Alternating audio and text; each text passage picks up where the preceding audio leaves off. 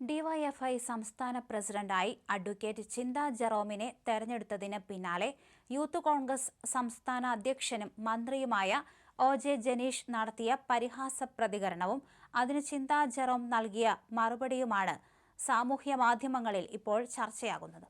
ഡിവൈഎഫ്ഐയിൽ വനിതാ അധ്യക്ഷ വരുന്നത് വളരെ നല്ല കാര്യമാണെന്നായിരുന്നു മന്ത്രി ഒ.ജെ. ജനീഷ് പ്രതികരിച്ചത്. യുവജന പ്രസ്ഥാനങ്ങളുടെ അമരത്തേക്ക് വനിതകൾ കടന്നുവരുന്നത് പ്രോത്സാഹിപ്പിക്കേണ്ടതാണെന്നും നാളെകളിൽ യൂത്ത് കോൺഗ്രസിലും അവസരമുണ്ടെങ്കിൽ വനിതകൾ കടന്നുവരണമെന്നും മന്ത്രി ഒ.ജെ. ജനീഷ് പറഞ്ഞു. പക്ഷേ വനിതാ അധ്യക്ഷ തെരുവിലൂടെ നടന്ന് നാട്ടുകാർക്ക് കേട്ടാൽ അറയ്ക്കുന്ന മുദ്രാവാക്യം വിളിക്കരുതെന്നും അദ്ദേഹം പറഞ്ഞു.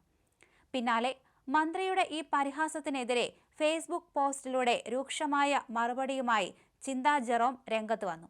യൂത്ത് കോൺഗ്രസ് അധ്യക്ഷൻ കൂടിയായ ഒരു യുവാവ് സംസ്ഥാന മന്ത്രിസഭയിൽ അംഗമായത് സ്വാഗതാർഹമാണെന്ന് വ്യക്തമാക്കിയാണ് ചിന്ത പോസ്റ്റ് തുടങ്ങിയത്. എന്നാൽ വയനാട് ദുരിതാശ്വാസത്തിനായി പാവപ്പെട്ട ജനങ്ങളിൽ നിന്ന് ശേഖരിച്ച ഫണ്ട് മുക്കിയതുപോലെ കേരളത്തിലെ സംസ്ഥാന ഖജനാവ് മുക്കരുതെന്ന് അവർ മുന്നറിയിപ്പ് നൽകി. യൂത്ത് കോൺഗ്രസിന്റെ മുൻഗാമിയെ കേസുകളിൽ നിന്ന് രക്ഷപ്പെടുത്താൻ മന്ത്രിപദം ദുരുപയോഗം ചെയ്യരുതെന്നും ചിന്ത ജെറോം കുറിച്ചു. ലഹരി കച്ചവടക്കാരായ സോഷ്യൽ മീഡിയ പ്രൊമോട്ടർമാരെ മുന്നിൽ നിർത്തിക്കൊണ്ട് നാട്ടിലെ സാധാരണക്കാരായ വനിതാ പൊതുപ്രവർത്തകരെ സൈബർ ഇടങ്ങളിൽ അവഹേളിക്കുന്ന നിലപാട് ഒരു മന്ത്രി എന്ന നിലയിൽ സ്വീകരിക്കരുതെന്ന് ചിന്ത ഓർമ്മിപ്പിച്ചു.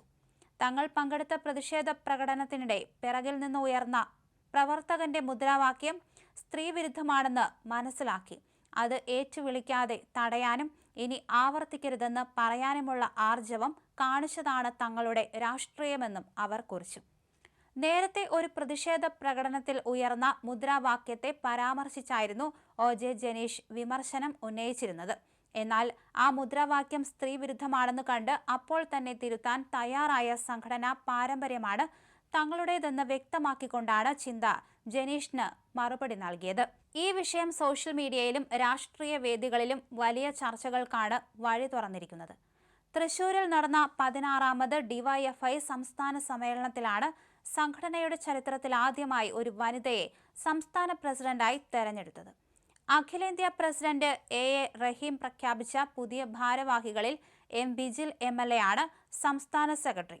അഡ്വക്കേറ്റ് ആർ രാഹുൽ, മുൻ തിരുവനന്തപുരം മേയർ ആര്യ രാജേന്ദ്രൻ, സംസ്ഥാന സെക്രട്ടേറിയറ്റ് അംഗം എന്നിവരും പുതിയ നേതൃത്വത്തിലുണ്ട്.